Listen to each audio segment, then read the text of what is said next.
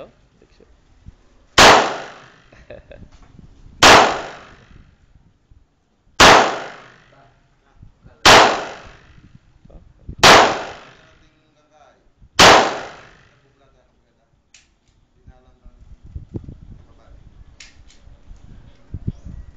Eh, may kain eh.